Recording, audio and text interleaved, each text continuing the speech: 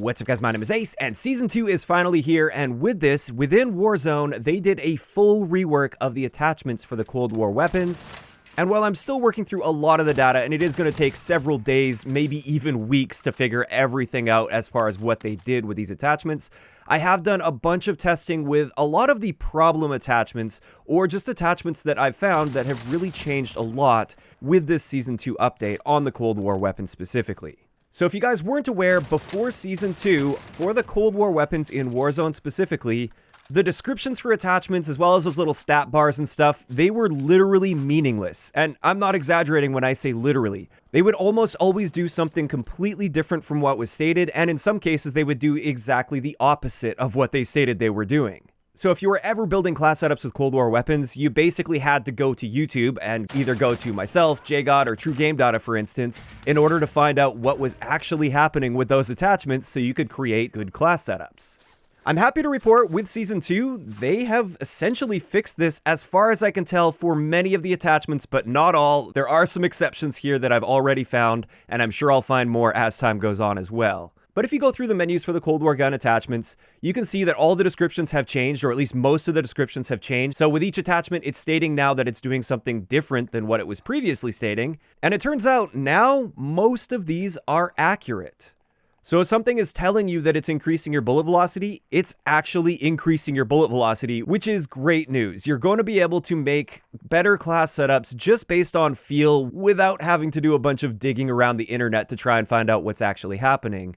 So that part is awesome, and I am going to go through a bunch of the key attachments, including all of the new bullet velocities for all of the assault rifle barrels, because bullet velocity on barrels is very, very important for those guns. However, the very first thing I want to cover here, and this is one of the biggest changes that unfortunately kind of destroyed Cold War guns in Warzone, this was a change to the suppressors. Before Season 2, the agency suppressor, or the equivalent, the one that's unlocked last, it would boost your bullet velocity, and this was a change that was made really early on when Cold War guns were added, in order to make Cold War guns competitive against Modern Warfare guns that have the monolithic suppressor that also boosts your bullet velocity. So that was great when they did that. However, with the Season 2 updates, they reverted that, and now the agency suppressor significantly reduces your bullet velocity. On all of the guns I've tested so far, I'm seeing a 35% reduction to bullet velocity, which is massive, and this is going to really harm your guns at mid to long ranges. So for guns like SMGs that you're using right up close, this won't be much of an issue and it won't really change things all that much. But for any of the assault rifles or LMGs, for instance, now using a suppressor is going to hurt you significantly, but also in Warzone, suppressors are so important if you're really trying to be as competitive as possible. And essentially what this means is they've kind of destroyed Cold War assault rifles, LMGs, tactical rifles, and possibly even sniper rifles in Warzone. So I'm really hoping this is something that was just an oversight and they just forgot about the fact that the suppressor should be matching up with what the monolithic suppressor does for the Modern Warfare guns. And I really hope this is something they can get on top of soon and revert just for the suppressors. Until that happens, I would actually recommend going back to your favorite Modern Warfare guns because they're just going to be far more versatile and you are going to be able to use a suppressor without significantly harming your bullet velocity. So yeah, that's the big thing where they did kind of destroy Cold War guns with this update. I anticipate this will likely change because over time people are going to just stop using Cold War guns as they start to realize just how much they were nerfed with this. But now let's get into some of the other attachments. A really nice thing here is the barrels. The barrels are some of the more important attachments to be using in Warzone because they're often helping with your bullet velocity, which is one of the most important stats.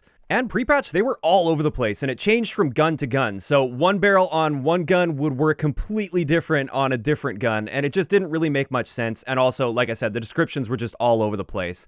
Now, based on everything I've tested so far, the descriptions are accurate on all of the assault rifle barrels, at least. I've tested them for almost every gun. And also, these values are consistent across all of the assault rifles, which makes things so much easier to keep track of. Pre-patch, the XM4 and the AK-47, for instance, you could only reduce your bullet velocity with barrels. You couldn't boost them at all, whereas with all of the other assault rifles, you could only boost your bullet velocity with barrels.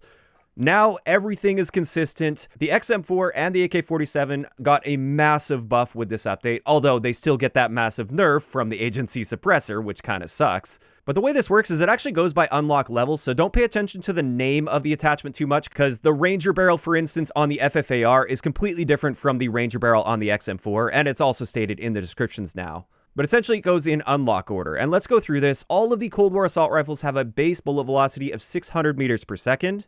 The first and second barrels give you no bullet velocity boost. The third barrel gives you a 40% boost. Fourth barrel gives you a 66% boost, fifth is a 25%, and sixth is a 40%. So as you can see, the fourth barrel that you unlock for the assault rifles, the one that just states a bullet velocity boost, this one does give you the biggest boost to bullet velocity, but unfortunately for most of the assault rifles, this was actually a bit of a nerf. Pre-patch, we got about an 85% boost to our bullet velocity, and post-patch, it's just a 66% boost. But even though this is technically a nerf, at least things are consistent, and at least it's going to be much easier to choose which barrel we want, because the descriptions are actually accurate here. Now, moving on to the laser section, pre-patch, the lasers did basically nothing most of the time. Some of them would help with your hipfire spread, but for many of them, they did literally nothing to your gun, or at least nothing that I was able to find in my testing with these lasers, and I tested a ton of different things. Now, the descriptions are accurate for these as well, which is really nice to see. Some of them are helping with aim walking movement speed. Some of them even help with damage range, which I haven't had time to test damage range yet, because testing damage ranges in Warzone is a very, very complicated process that does take more time than anything else, but I will get to that as soon as I can. But then after that, we've got the stocks, which again, these seem to align perfectly with the descriptions based on the initial testing that I've done so far, so that's excellent to see. However, this is where we get to the rear grip section. If you guys remember from before Season 2, all of these grips were essentially useless. They do literally nothing to your gun.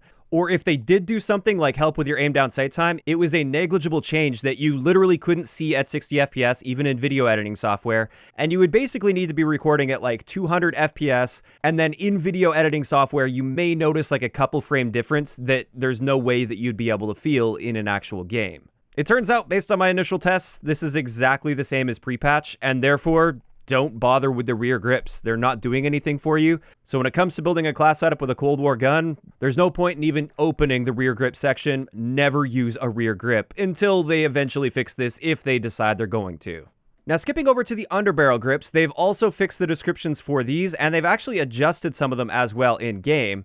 A few key things to point out is pre-patch, the bruiser grip was helping a lot with vertical recoil, even though that wasn't stated anywhere.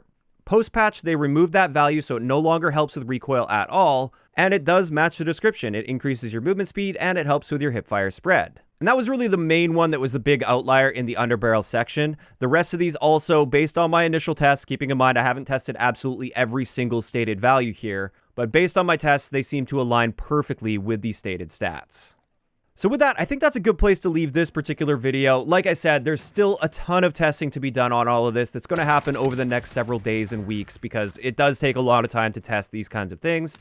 But essentially, just to recap here, you can now trust the attachment descriptions almost all of the time, aside from with the rear grip attachments for Cold War guns, which is awesome news. I would say this is a huge step forward. However, they also took a pretty big step back by significantly nerfing the agency suppressor, which has essentially destroyed any Cold War weapon that you plan on using beyond about, let's just say, 40 meters or so.